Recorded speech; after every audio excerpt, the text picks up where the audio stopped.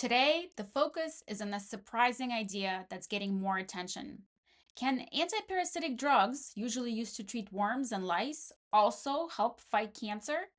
It might sound unlikely, but growing research, expert support, and real world cases show it's worth a closer look. Let's break it down step by step. In my last video, the focus was on the metabolic theory of cancer. That theory suggests cancer doesn't start with damaged genes. Instead, it begins with damaged mitochondria, the energy centers of our cells. When mitochondria fail, cells switch to emergency survival mode. They start using sugar and glutamine for fuel, and this metabolic shift can lead to cancer. The problem? Most standard treatments like chemo and radiation don't target that root issue. In fact, they can make it worse by harming healthy cells. That's where antiparasitic drugs come in. They work differently, they're inexpensive, and some people are seeing surprising results. So, what are these drugs? Fenbendazole is a dog dewormer, not approved for humans, but widely used off label since a man named Joe Tippins used it to beat terminal cancer. Ivermectin is used in humans all over the world for parasitic infections. It's safe, cheap, and has shown anti-cancer activity in lab studies. Mebendazole is a human dewormer already approved for worms and now being studied in real cancer trials. Others, like albendazole, niclosamide, and chloroquine, are older drugs being reevaluated for their cancer-fighting properties. What do they all have in common? They're old, low cost, and surprisingly multifunctional. These drugs don't just kill parasites, they do a lot more. They can block cancer cells from dividing, which slows tumor growth. They starve cancer cells by cutting off their sugar supply. Remember, cancer cells love glucose. They can also trigger apoptosis. That's the natural process of telling a bad cell to self-destruct. Some of these drugs help the immune system recognize the cancer, which is often invisible to the body. They may even kill cancer stem cells, the small group of cells that resist treatment and regrow the tumor later.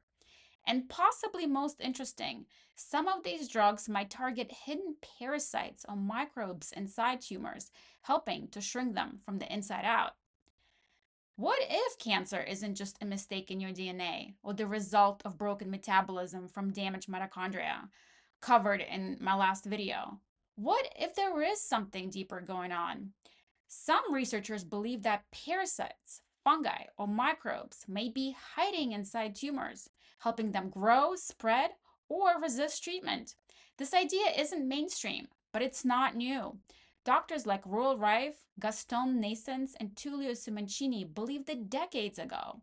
More recently, Dr. William Mackis has revived this idea.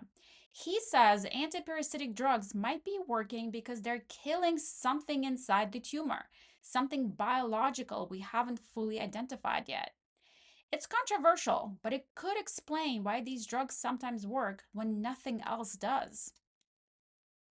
Dr. William Mackis is a cancer doctor from Canada. He's trained in both treating cancer and using medical imaging to find it early.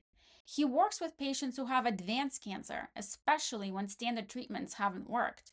Dr. Mackis is known for trying safe, low-cost drugs that aren't normally used for cancer, like fenbendazole and ivermectin. He writes articles and makes videos to share what he's learning. And he created what's now called the Mackis Protocol, a simple plan that uses antiparasitic drugs and supplements to support the body.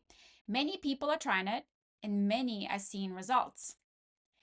Here's the core protocol developed by Dr. Mackis. It's used for patients who've already tried standard treatments and are looking for something gentler but still effective. He recommends taking 3 drugs together, along with supplements that support immunity and metabolism. Let's go over each one in detail. First, fenbendazole. It's taken at 222 milligrams per day for 3 days on and 4 days off. Fenbendazole helps by blocking glucose uptake, which starves the cancer cells, and by disrupting microtubules, which cancer cells need to divide. Next, ivermectin. This is dosed based on body weight. The recommendation is 1 milligram per kilogram per day. For example, if you weigh 70 kilograms, That's about 154 pounds. You take 70 milligrams of ivermectin each day. Ivermectin may kill cancer stem cells, disrupt cell signaling, and possibly even eliminate hidden microbes inside tumors. Third, mebendazole.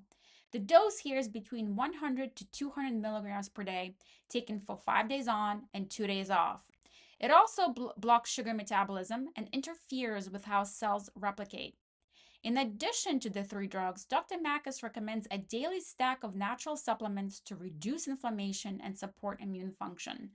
Vitamin D3, often in higher doses, curcumin from turmeric, which has anti-cancer and anti-inflammatory effects, melatonin, not just for sleep, but also for immune modulation, omega-3 fatty acids from fish oil to reduce inflammation, and low-dose noxitrone, LDN, which can help regulate the immune system. This full combination is typically followed for 3 months, and then patients reassess using blood tests, scans, or both.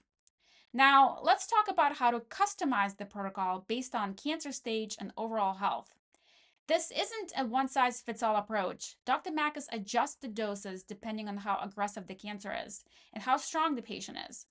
For low-grade cancers like slow-growing prostate cancer, ivermectin is usually started at 0.5 milligrams per kilogram per day. Mebendazole is taken at 100 milligrams per day. Fenbendazole can still be added on a 3 days on, 4 days off schedule. For intermediate stage cancers like stage 3, ivermectin increases to between 0.7 and 1 milligram per kilogram per day. Mebendazole goes up to 100 to 150 milligrams per day. Fenbendazole remains at 122 milligrams 3 days on, 4 days off.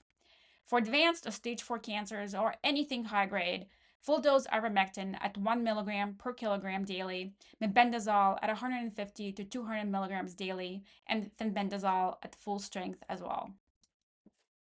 If you're thinking of trying this approach, here's how to begin safely. Start with either fenbendazole or mebendazole. Use just one drug at first. Add basic supplements like vitamin D3, curcumin, and omega-3s. These are gentle and support your immune system. Get baseline lab tests, liver enzymes, kidney function, and at least 1 or 2 cancer markers if possible. After a week or two, introduce ivermectin, starting at a low dose and increasing slowly. Write down how you're feeling each day: appetite, fatigue, pain, mood. After 12 weeks, use imaging or blood work to check progress. And for added benefit, consider the ketogenic diet to reduce sugar feeding the cancer.